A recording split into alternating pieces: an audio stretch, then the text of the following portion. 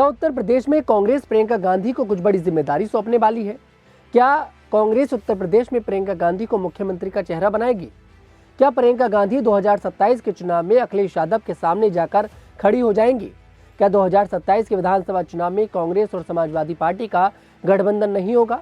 जी हाँ, ये बात यूं ही हवाओं में नहीं की जा रही है, बल्कि कुछ तर्क पर की जा रही है। दरअसल प्रियंका गांधी का देखिए जन्मदिन हाल ही में बीता है और ऐसा पहली बार देखने को मिला कि किसी राज्य के अंदर प्रियंका गांधी का जन्मदिन इतनी धूमधाम के साथ मनाया गया है। प्रियंका गांधी इस समय विदेश में है, अपने बच्चों के साथ छुट्टियां मना रही हैं और अपना जन्मदिन भी मना रही हैं। लेकिन इस बार उत्तर प्रदेश के अंदर तमाम कार्यालयों पर प्रियंका गांधी के जन्मदिन का केक काटा गया। उनके जन्मदिन को बड़ी ही धूमधाम के साथ सेलिब्रेट किया गया। मतलब साफ है कि ऐसा लगता है कि प्रियंका गांधी को उत्तर प्रदेश में कांग्रेस कुछ बड़ी जिम्मेदारी सौंपने वाली है। 2017 में जब प्रशांत किशोर ने कांग्रेस को चुनाव लड़वाया था, तब प्रशांत किशोर ने कांग्रेस को एक सलाह दी थी कि एक चेहरे पर पूरा कैंपेन रखिए, और ऐसा ही देखने को मिला। 2017 में प्रियंका गांधी के जगह जगह पर पोस्टर लगे। ऐसा लग रहा था कि कांग्रेस इस बार अकेले चुनाव लड़कर मानेगी और प्रियंका गांधी को मुख्यमंत्री का चेहरा भी घोषित कर देगी।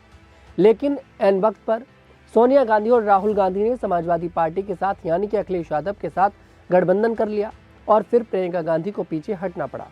लेकिन अब गठबंधन की बात समाजवादी पार्टी की तरफ से तो कही जाती है, लेकिन यहाँ पर कांग्रेस की तरफ से गठबंधन की बात नहीं कही जाती है। ये समझ में नहीं आ पा रहा कि समाजवादी पार्टी और कांग्रेस का गठबंधन है या फिर नहीं है। इमरान मसूद कांग्रेस के बड़े नेता हैं और प्रियंका गांधी के बड़ी करीबी बताए जाते हैं। वो समाजवादी पार्टी के कई बार खिलाफ बोल चुके हैं और वो कांग्रेस के बड़े नेता हैं और उत्तर प्रदेश में इमरान मसूद का वजूद है।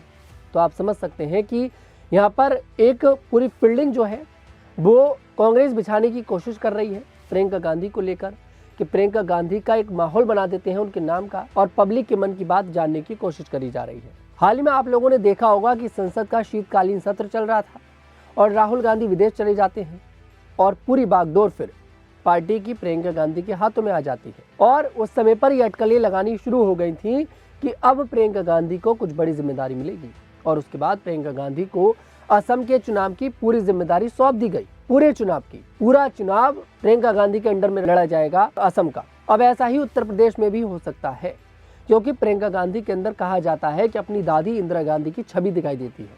अगर प्रियंका गांधी को कांग्रेस मुख्यमंत्री का चेहरा घोषित करती है 2027 के विधानसभा चुनाव में उत्तर प्रदेश के अंदर, तो ये समाजवादी पार्टी के लिए मुश्किलें खड़ी कर सकता है, क्योंकि प्रियंका गांधी को लोग पसंद करते हैं और इससे बीजेपी का कोई नुकसान नहीं है, इससे समाजवादी पार्टी का नुकसान है, क्योंकि विपक्ष बट जाएगा।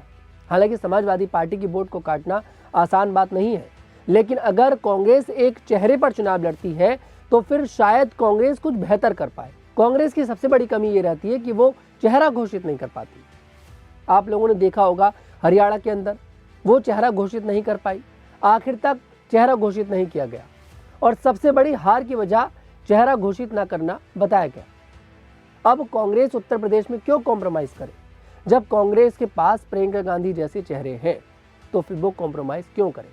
या तो सीट बंटवारे को लेकर बात बनेगी, ज्यादा सीटें कांग्रेस मांगेगी, लेकिन अगर सीट बंटवारे में बात नहीं बन पाती है तो फिर आप ये तय समझिए कि प्रियंका गांधी के नाम पर ही इस बार कांग्रेस उत्तर प्रदेश के अंदर चुनाव लड़ेगी।